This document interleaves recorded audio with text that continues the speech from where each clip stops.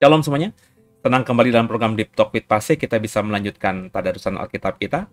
Dan seperti biasa, sebelum kita mulai, kita satu hati, kita berdoa terlebih dahulu. Bapak yang baik, terima kasih buat hari ini kami boleh melanjutkan tadarusan Alkitab kami.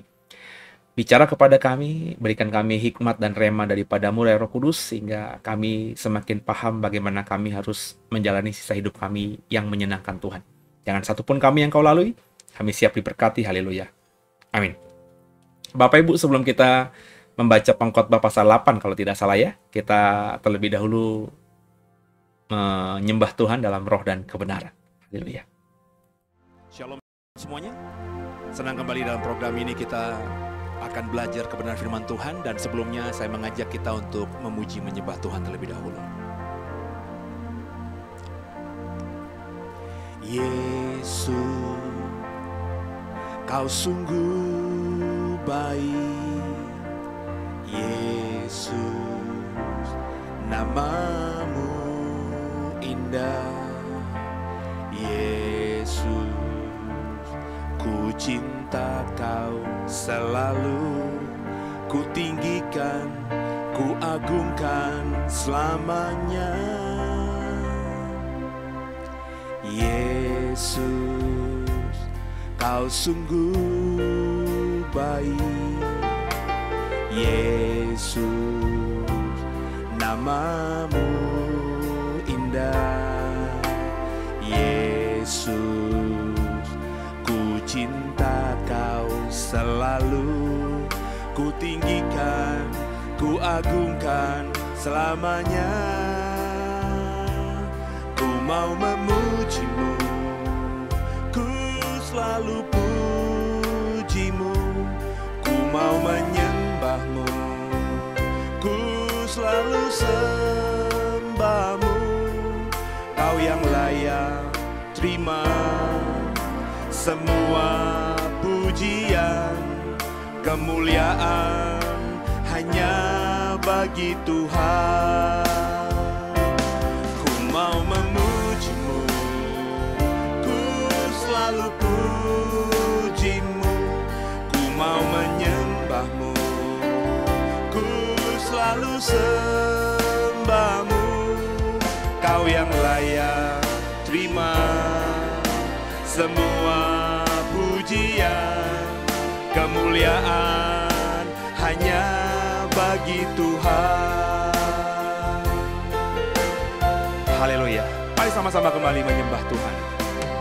Yesus, Kau sungguh baik, Yesus, namamu indah, Yesus, ku cinta Kau selalu, ku tinggikan, ku agungkan selamanya,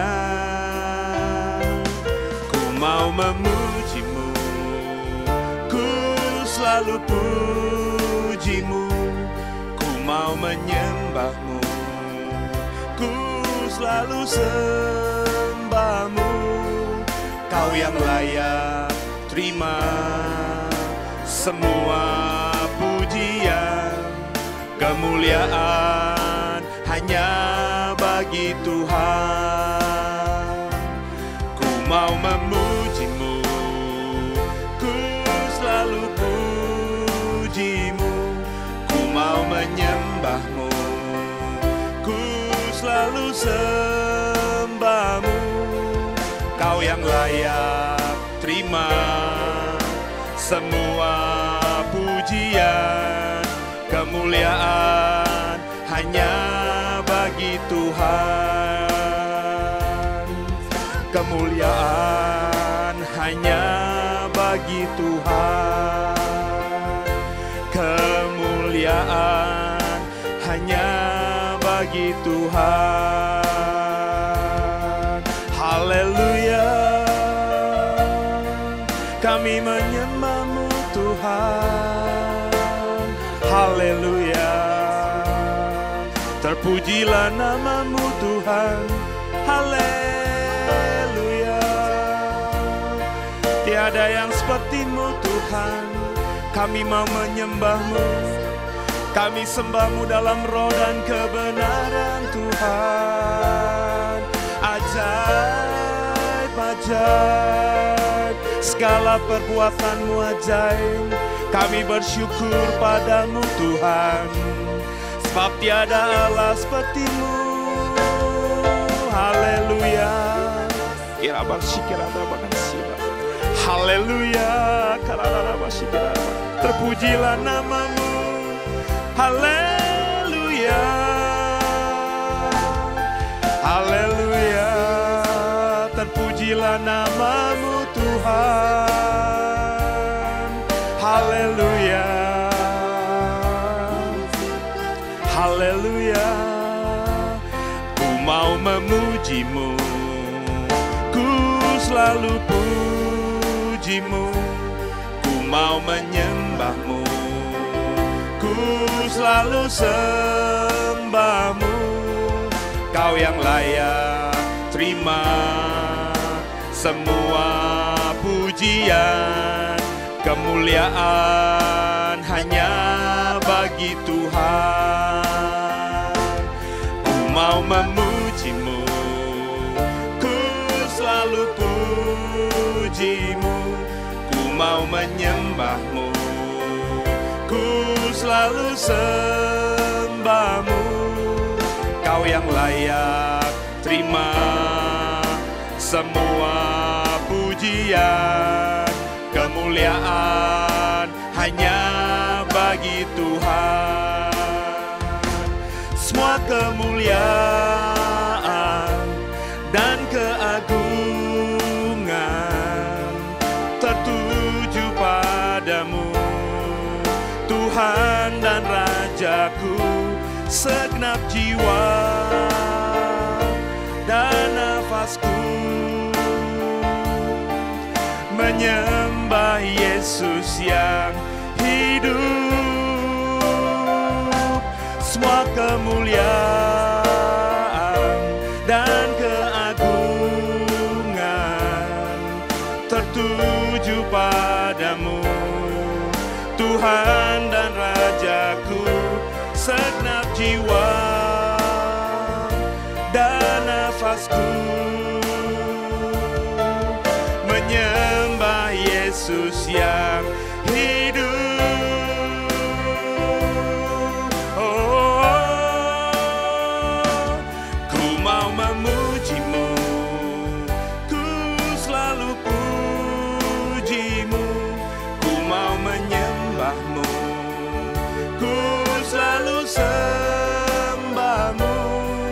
Kau yang layak terima semua pujian, kemuliaan hanya bagi Tuhan. Kau yang layak, kau yang layak terima semua pujian, kemuliaan hanya bagi Tuhan. Kemuliaan hanya bagi Tuhan. Kemuliaan, haleluya, hanya bagi Tuhan. Terpujilah nama Tuhan, haleluya. Ya, kita akan melanjutkan tarusan kita dengan membaca Pengkhotbah pasal 8 ya. Mari sama-sama kita baca pasal 8 ayat 1 dan seterusnya. Siapakah seperti orang berhikmat dan siapakah yang mengetahui keterangan setiap perkara? Hikmat manusia menjadikan wajahnya bercahaya dan berubahlah kekerasan wajahnya. Perikop berikutnya, kepatuhan kepada raja. Patuhilah perintah raja demi sumpahmu kepada Allah. Janganlah tergesa-gesa pergi dari hadapannya, janganlah bertahan dalam perkara yang jahat, karena ia berbuat apa yang dikendakinya. Karena titah raja berkuasa, siapakah yang akan mengatakan kepadanya apakah yang baginda buat? Siapa yang mematuhi perintah tidak akan mengalami perkara yang mencelakakan, dan hati orang berhikmat mengetahui waktu pengadilan.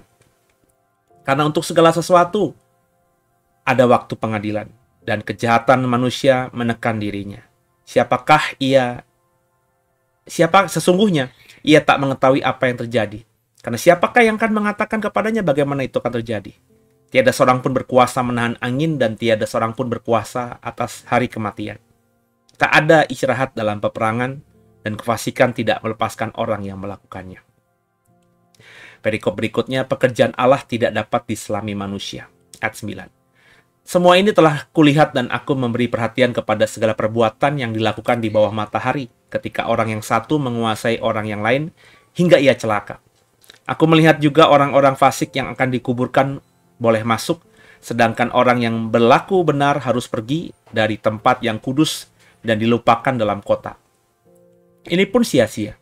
Oleh karena hukuman terhadap perbuatan jahat tidak segera dilaksanakan, maka hati manusia penuh niat untuk berbuat jahat.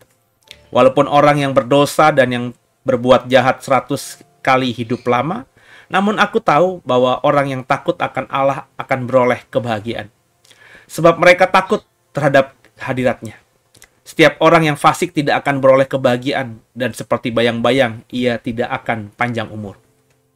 Karena ia tidak takut terhadap hadirat Allah. Ada sesuatu kesia-siaan yang terjadi di atas bumi. Ada orang-orang benar yang menerima ganjaran yang layak untuk perbuatan orang fasik. Dan ada orang-orang fasik yang menerima pahala yang layak untuk perbuatan orang benar. Aku berkata ini pun sia-sia. Oleh sebab itu aku memuji kesukaan, karena tak ada kebahagiaan lain bagi manusia di bawah matahari kecuali makan dan minum dan bersukaria. Itu yang menyertainya dalam jerih payahnya seumur hidupnya, yang diberikan Allah kepadanya di bawah matahari. Ketika aku memberi perhatianku untuk memahami hikmat dan melihat kegiatan yang dilakukan orang di dunia tanpa mengantuk siang malam, maka nyatalah kepadaku bahwa manusia tidak dapat menyelami segala pekerjaan Allah yang dilakukannya di bawah matahari. Bagaimanapun juga manusia berlelah-lelah mencarinya, ia tidak akan menyelami.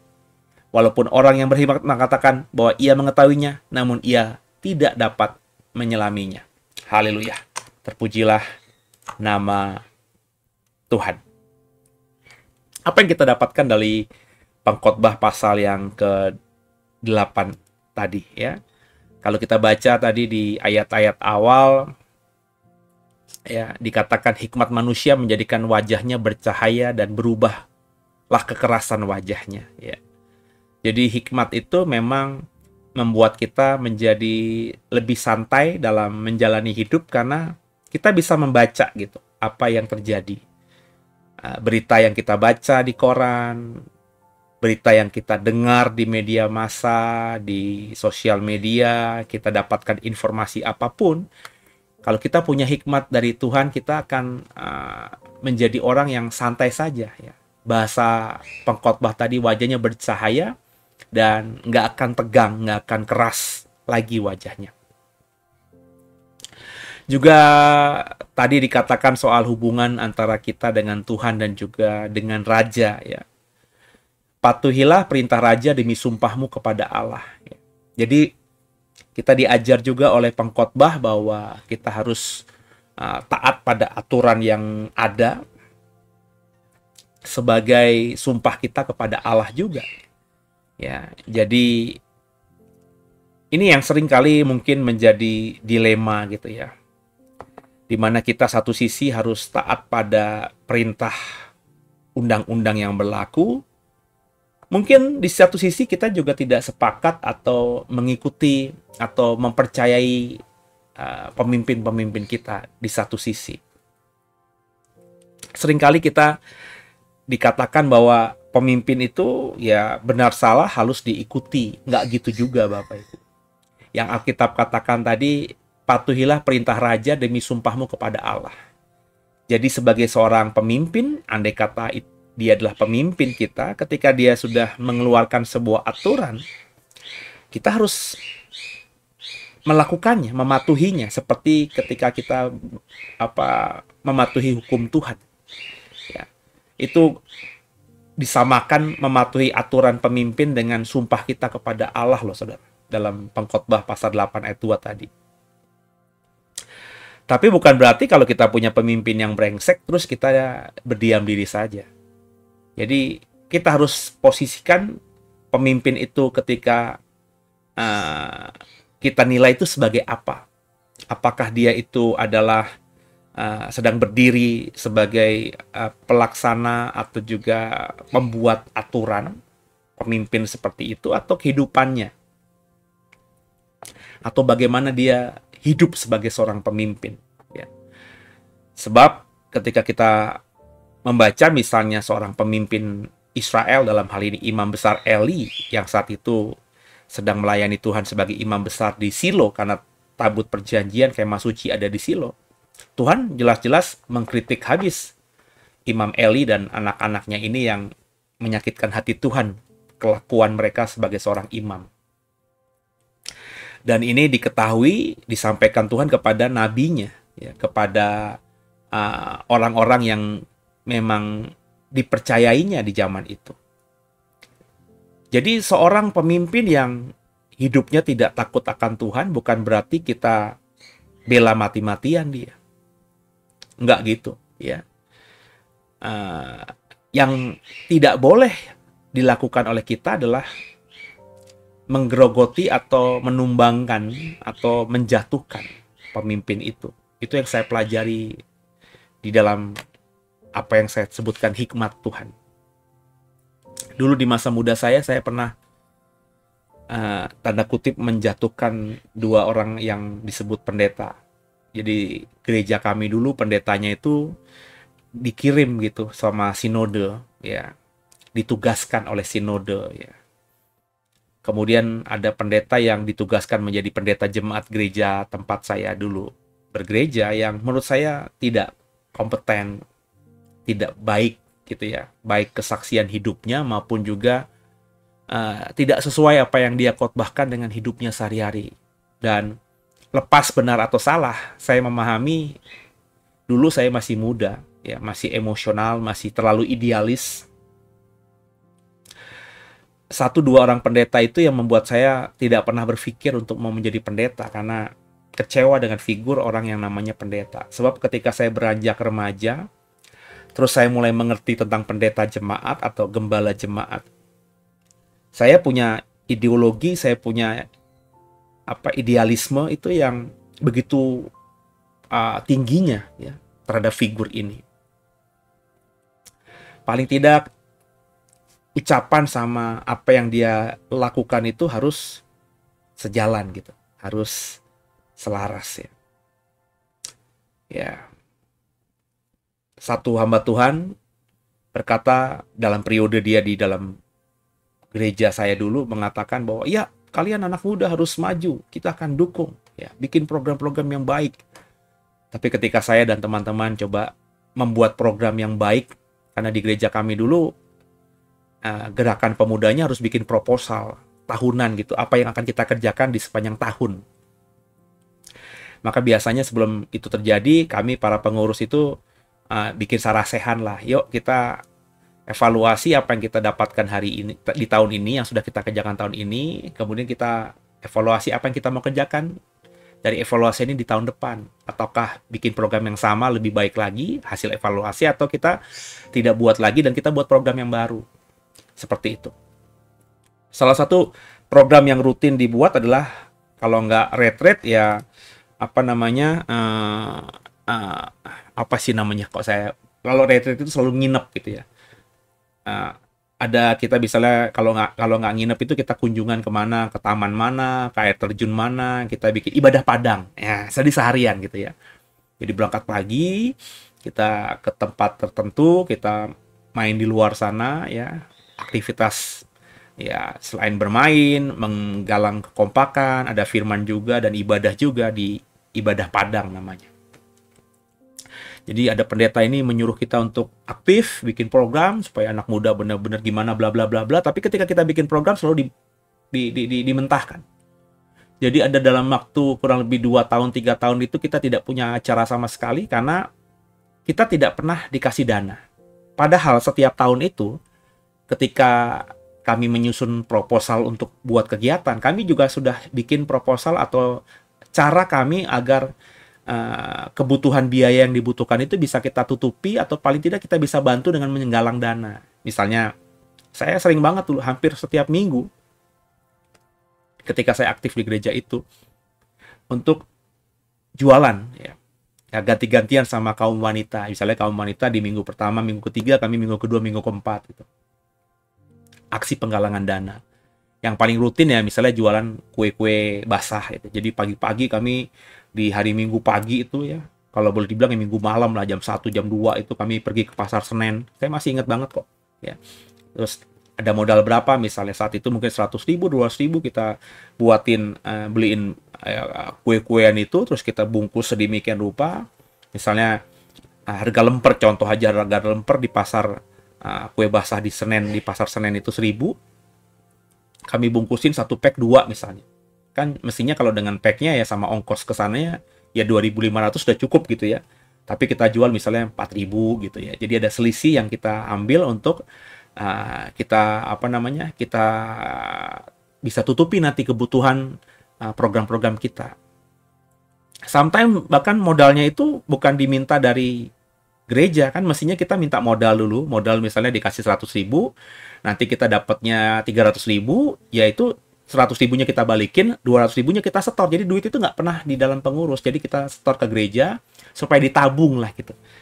Bayangin kalau kita udah nabung setahun, pasti kekumpul kan berapa juta gitu ya. Jadi modal awal kita untuk bikin entah retreat kah, entah ibadah padang, itu setiap tahun kerjaan kami anak muda seperti itu. Tapi dalam periode pendeta ini, ketika jadi pendeta jemaat, ada 2-3 tahun kita nggak bisa kemana-mana, padahal kita cari dana terus. Kita pernah bikin ekstrim party. Jadi kita beli es krim Diamond gitu di Ancol. Ya, saya masih ingat banget ya. Misalnya kita beli sekaligus nyewa freezernya itu ya.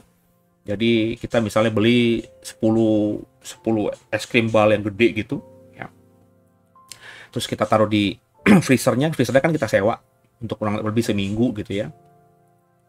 Nah, di es krim day itu kita jual kupon, itu udah kita pasarin. Misalnya satu kupon itu 5.000, saya lupa 5.000 atau berapa, 7.500 gitu. Pokoknya beli kupon itu kita dalam kurun waktu, saya lupa 1 jam apa 2 jam apa 3 jam, saya lupa gitu ya.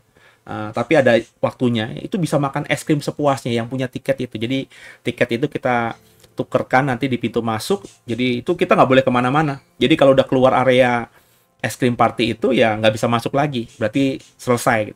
Selama dia ada di dalam area es krim party itu, dia mau makan es krim sampai 50 kali, 100 kali, 1000 kali pun nggak apa-apa. Kita sudah menghitung nggak mungkin bisa.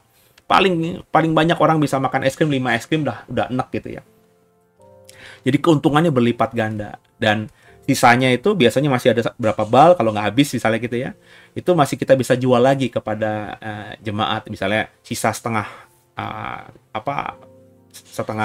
ember gitu ya. Yuk, tante masih ada setengah ember nih, mau beli nggak? Ya balikin modal aja. Jadi intinya nggak mungkin rugi. Itu pun juga akhirnya buat acara seperti itu, bikin bazar juga nggak ada. Saya bilang, wah nih pendetanya nggak bener nih. Jadi ketika mau menjelang pemilihan lagi atau perpanjangan periode kedua, saya bikin surat. Intinya saya nggak suka sama dia dan penggalangan surat itu membuat akhirnya majelis jemaat saat itu merekomendasikan agar kepada sinode agar kita periode berikutnya ganti pendeta. Itu saya menginisiasi. Dan rupanya banyak orang juga yang kecewa sama pendeta ini tapi nggak berani. Ya, saya masih muda, berani, ya, idealis. Ya. Saya rasa saya nggak salah. Gitu ya. Saya udah capek-capek kerja kok nggak ada kegiatan yang bisa kita buat. Ya, gereja menghalang-halangi. Ya, uangnya habis untuk kehidupan rumah tangga pendetanya yang saat itu memang ya nggak tahu kenapa kok bisa jebol itu.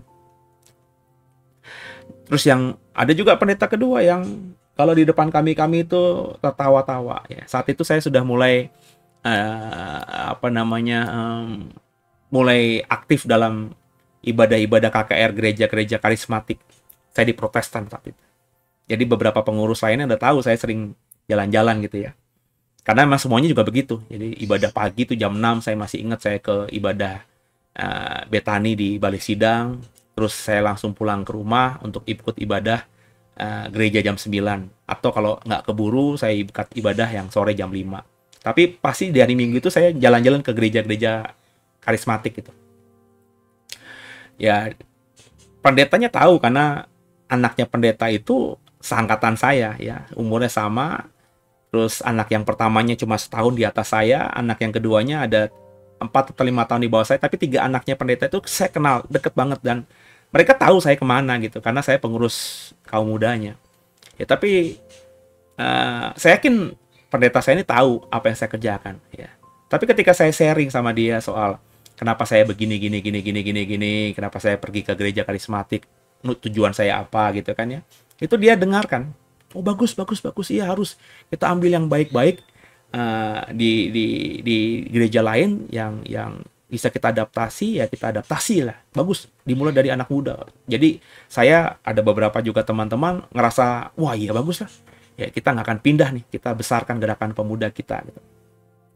Tapi saya dapat informasi dari anaknya sendiri yang mungkin lugu gitu ya, yang bilang bahwa nanti si Seno dan teman-teman kita sikat itu, nggak bagus itu begitu. Ya ini yang kita lakukan ini sudah menjadi sesuatu yang liturgi baku atau sesuatu yang sudah terbukti dalam sejarah ya, ibadah ini ya ibadah ya kayak gereja kita ini sudah terbukti sepanjang sejarah gitu ya, nggak bisa diganti dengan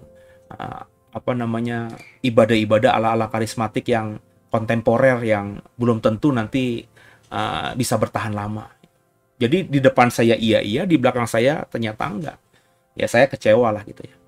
Dan akhirnya saya bikin retreat dan kemudian saya bikin gerakan pemuda dengan ibadah yang agak-agak pakai lagu-lagu karismatik begitu. Dan saya dipanggil dan pendeta ini diam saja. Oh ternyata benar yang disampaikan anaknya. Lo di depan gue mendukung tapi di belakang menjelek-jelekan dan menjatuhkan. Itu yang akhirnya membuat saya tidak pernah berpikir untuk menjadi seorang pendeta. Karena bagi saya pendeta itu berpolitik juga. Ya. Tapi jalan Tuhan bukan jalan saya. Ya, saya akhirnya Tuhan panggil dan saya nggak bisa berkutik apa-apa. Ya, saya mengalami juga rupanya. Ya, apa yang disebut dengan politik gereja itu. Sebagai seorang pendeta, saya pernah dipolitikin sama orang-orang ya. Ya, karena mungkin itu apa yang saya tabur juga zaman dulu. Tapi saya dulu kan memang belum bertobat benar ya. Tapi setelah saya bertobat, saya tidak pernah ya. Saya tidak pernah menentang karena ngomongnya kan patuhilah perintah raja. Saya nggak pernah menentang atasan saya. Bahkan di gereja sebelum saya sekarang mengembalakan, saya sebenarnya dalam hati sudah tidak sejahtera dengan apa yang dibagikan gitu ya, di-sharingkan, ditekankan ya. Sebagai seorang yang belajar teologi gitu ya, sebagai seorang yang tahu Alkitab, saya merasa bahwa penekanan-penekanan yang gereja itu lakukan kurang tepat gitu ya. Tapi ya selama saya ada di sana ya saya patuh aja gitu ya. Saya ya seperti itu ya. Saya cuma bisa sharing sama istri saya. Ya istri saya bilang ya enggak lah di sini aja kita gitu ya. Ya saya ikutin ya. Jadi nggak pernah itu. Ya. Tapi ya tadi ya, akhirnya politik itu ada di gereja ya. Dan ya akhirnya saya memang harus keluar, bukan karena saya yang mengeluarkan diri atau berpisah dengan niat sendiri, tapi ada orang yang memperlakukan saya tidak baik gitu. Intinya begitu juga kepada pemimpin di perusahaan atau pemimpin di negara ini. Saya adalah pendukung Jokowi ya, sebelum peristiwa yang belum lama ini. Ya. Tapi setelah saya mengerti cara berpikirnya kok jahat ya kalau menurut saya ya, karena ya mengkondisikan anaknya, ini fakta loh, saya ngomong ini fakta loh, bahwa anak keduanya baru jadi anggota berapa hari langsung jadi ketua umum partai, yang memang ketua umum partai atau partai ini partai yang bisa dikendalikan. Ya, sesuatu yang bagi saya tidak mengajar anak muda Indonesia bahwa untuk menjadi seorang petinggi partai itu harus berjuang dari bawah. Ya, anaknya ini nggak ada gitu, tadinya bahkan nggak mau berpolitik ya, cengenges doang, tiba-tiba jadi ketua umum partai. Itu bagi saya melukai banyak hal gitu ya, tidak mengajar kebaikan juga. Kita diajar anak-anak muda, kita belajar untuk dari bawah, step by step, kerjakan hal yang kecil gitu ya, mulai dari bawah, dan itu tidak ditunjukkan oleh keluarga presiden kita ya. Bagi saya itu sesuatu yang merubah cara pikir saya terhadap mereka, terhadap beliau khususnya. Ya, saya tidak lagi respect sama ya presiden kita. Tapi saya menghormati dia sebagai presiden. Artinya selama dia jadi presiden ya bagian saya hanya berdoa agar republik ini di bawah kepemimpinannya semakin baik. Dia tidak mengambil keputusan yang buruk, tapi secara pribadi ya saya tidak lagi sejalan. Saya tidak akan memilih anaknya yang maju jadi cawapres, pasti itu ya, karena saya nilai itu dilakukan dengan semena-mena ya, aturan diubah sedemikian rupanya hanya untuk meloloskan anaknya. Itu fakta. Mereka boleh berargumentasi apa, tapi faktanya kalau undang-undang itu tidak disentuh, tidak dirubah, anaknya nggak mungkin bisa maju jadi cawapres. Tapi faktanya terjadi. Dan kita tahu juga kan, yang berhak untuk merubah undang-undang adalah Mahkamah Konstitusi, dan ketua Mahkamah Konstitusi adalah iparnya presiden, ya, paman dari si anaknya presiden yang mau jadi cawapres. Itu fakta. Ya. Jadi saya tidak berasumsi, itu fakta. Kalau orang-orang boleh punya penafsiran yang berbeda ya silakan, tapi faktanya itu. Ya. Jadi bagaimana sikap kita? Ya, yang saya pelajari tadi ya, dalam pembahasan pengkhotbah pasal 8 ini, bahwa kita harus patuh kepada perintah raja ya, demi sumpahnya kita kepada Allah ya, apapun yang pemerintah kita kan diketuai oleh presiden gitu ya, apa yang pemerintah kita putuskan dalam undang-undang ya kita harus patuh. Kita bukan seorang yang harus merubah sebuah undang-undang dengan semena-mena ya. Saya tidak terlalu setuju dengan misalnya ya zaman dulu, yang zamannya meskipun Pak Harto saya lihat seperti apa kurang baiknya Orde Baru itu. Ya, saya satu sisi ya ikut dalam demonstrasi mahasiswa saat itu, tapi tidak terlalu fanatik banget gitu ya. Karena bagi saya mestinya bisa lebih elegan. Ya, itu sikap saya juga kepada kalau ngomongin presiden-presiden Indonesia berikutnya. Jadi kita harus tetap respect, mematuhi aturan pemerintah, ya. Tapi bukan berarti kalau kita punya pemimpin itu salah, terus kita diamkan saja dan terus bela mati-matian. Ya, kita punya hikmat, makanya di awal tadi dikatakan orang yang punya hikmat itu menjadikan wajahnya bercahaya. Artinya orang yang punya hikmat itu akan bisa ngelihat mana yang benar, mana yang salah dengan clear, dengan telanjang. Ya. Sehingga kita tidak menjadi orang yang fanatik buta, ya, radikal, berkelebihan dan seterusnya ya. Jadi itulah yang saya dapatkan dari pengkhotbah pasal 8 ya. Ayatnya cukup banyak, tapi saya dapat remanya itu yang saya bagikan kepada saudara. Jadi saya mengajak kita belajar dari pengkhotbah 8 ini untuk bersikap dengan bijaksana. Kita nggak boleh berniat untuk kudeta. Perintah dari pemerintah itu, aturan dari pemerintah itu, ya kita harus menghormatinya seperti kita menghormati Allah. Tapi kita juga tidak berarti menyamakan pemerintah dengan Allah. Allah itu tanpa salah. Kalau pemerintah bisa salah, ya. Dan kalau pemerintah salah, kita bukan berarti menutupi apa yang pemerintah perbuat itu. Ya. Kalau salah ya ngomong aja salah. Paling nggak dalam konteks kita ya, kalau saya ya bicara seperti hal ini media saya. Ya saya ngomong apa yang saya ada di hati saya. Kalau ada orang berkata, kok pendeta ngomongin politik? Yang saya paham, yang namanya hamba Tuhan itu adalah seorang nabi juga. Ya, nabi itu kalau Bapak Ibu ikuti sekolah Alkitab kalau Bapak Ibu ikuti program hari Kamis ya, di mana saya kalau Bapak Ibu jadi membership, Bapak Ibu akan mendapatkan pengajaran akhir zaman. Saya lagi mengajar nabi palsu. Ya. Seorang nabi itu ciri khasnya adalah memperkatakan apa yang Tuhan perintahkan. Dan yang Tuhan perintahkan itu dalam pengalaman saya itu yang ada di hati saya. Hati nurani. Ya. Jadi kalau hati nurani saya berkata A, itu saya percaya itu datangnya dari Tuhan.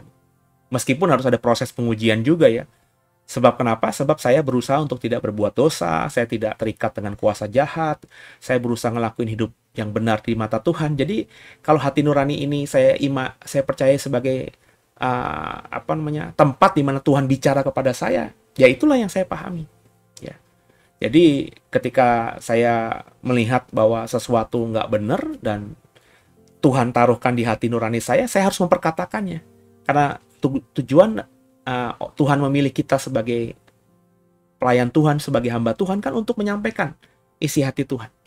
Jadi kalau seorang pendeta bahkan tidak pernah bersuara ketika misalnya pemerintahannya kacau. Seorang pendeta misalnya tidak pernah bersuara melihat situasi kondisi sosialnya yang kacau balau, ini justru aneh.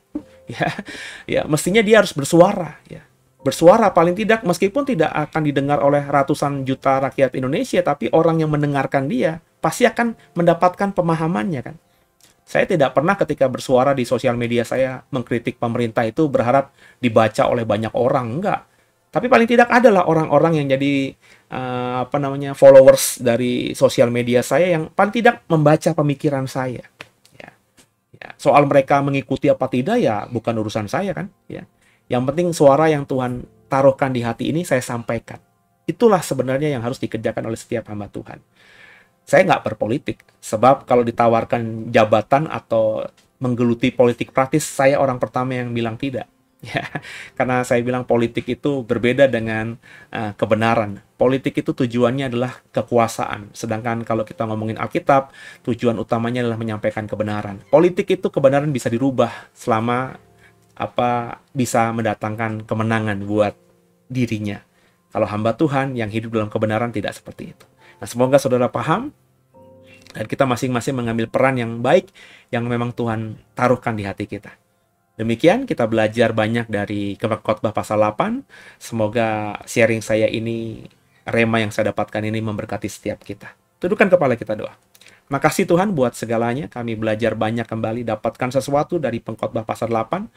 Dan doa kami Roh Kudus mampukan kami bukan cuma jadi cakap pendengar firman, tapi cakap jadi pelaku-pelaku firman. Ampuni salah dosa kami. Yesus Kristus adalah Tuhan Juru Selamat kami yang hidup. Dan ke dalam tangan-Mu lah kami serahkan tubuh, jiwa, dan roh kami. Haleluya. Amin.